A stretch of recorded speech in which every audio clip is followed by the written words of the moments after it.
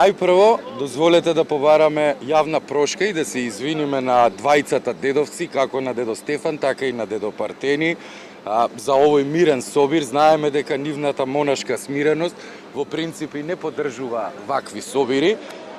Исто така нешто што треба уште на почетокот да разјасниме дека ова не е никаков протест, него ова е собир од верници, односно од оние луѓе кои што сметаат дека се дел од она што се вика жива црква. А живата црква е несомнено народот во Македонија.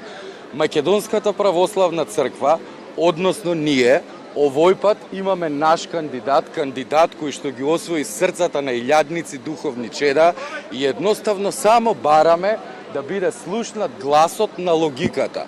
Ништо повеќе. Бараме на тој предлог избор да има и втор кандидат, односно зборуваме за отец Партени.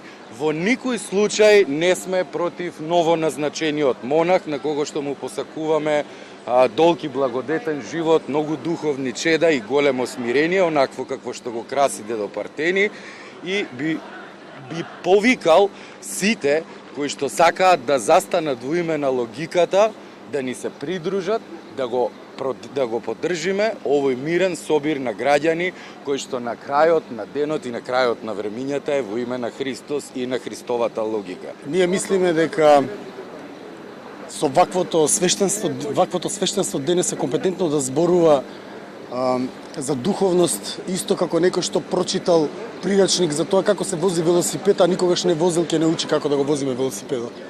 Така што тука сме дојдени да му дадеме поддршка на владиката Партени кој има илјадници духовни чеда. Малку и не ни е логично начинот како ни беше даден тој избор, односно кога е само еден предлог, па и не е така избор, нели? Ние народот си имаме свој особено од оваа епархија, си имаме наш, веќе што го чувствуваме духовен отец кој што го осеќаме како пастир и затоа сметам дека е важно да е во допир